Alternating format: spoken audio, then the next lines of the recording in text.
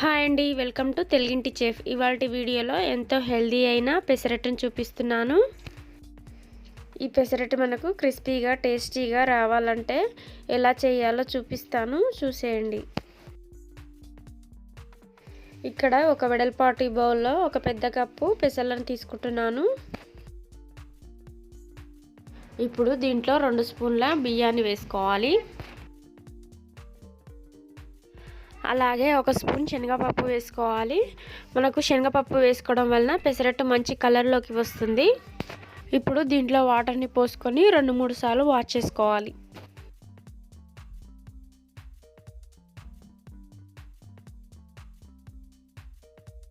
ఇలా వాష్ చేసుకున్న తర్వాత దీంట్లో వాటర్ని పోసుకొని ఒక 6 to 7 అవర్స్ నానబెట్టుకోవాలి.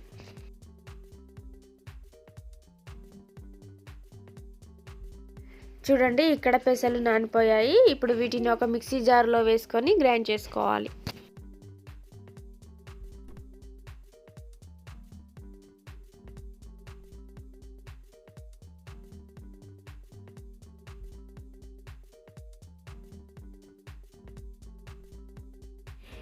ఇప్పుడు దీంట్లో 2 పచ్చిమిర్చిని కట్ చేసుకొని వేసుకోవాలి. అలాగే చిన్న అంగుళం ముక్కలని కట్ చేసుకొని వేసుకోవాలి.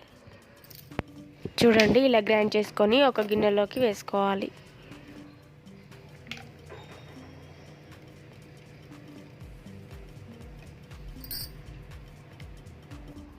ఇప్పుడు ఈ పిండిని ఒక 1 అవర్ పాటు పక్కన పెట్టి పెసరట్టు వేసుకుంటే మనకు పెసరట్లు చాలా చక్కగా వస్తాయి.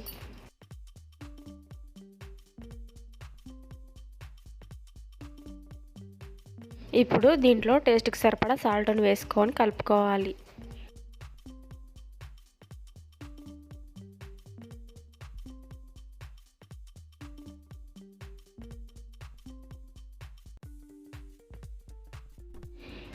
ఇప్పుడు స్టవ్ పై ఒక ప్యాన్ పెట్టుకొని ప్యాన్ వేడయ్యాక దీనిపై పెసరట్టును వేసుకోవాలి.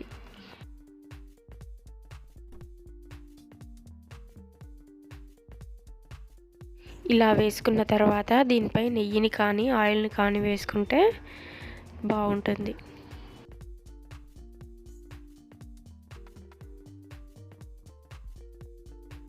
అలాగే దీనిపై సన్నగా కట్ చేసుకున్న ఉల్లిపాయ ముక్కలను కూడా వేసుకోవచ్చు.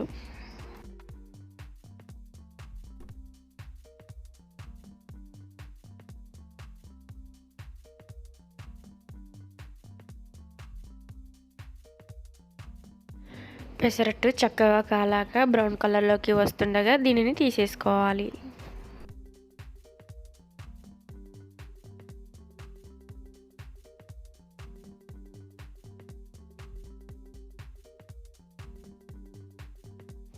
చూడండి, పెసరట్టు ఎంత చక్కగా వచ్చిందో. దీన్ని ఒక ప్లేట్లోకి వేసుకోవాలి. చూసారు కదండి, ఈ హెల్దీ అయిన పెసరట్టును బ్రేక్ఫాస్ట్లో తీసుకున్నారంటే చాలా బాగుంటుంది. ఈ వీడియో కనుక మీకు నచ్చినట్లయితే తప్పకుండా లైక్ చేయండి, షేర్ చేయండి, అలాగే సబ్స్క్రైబ్ చేసుకోండి.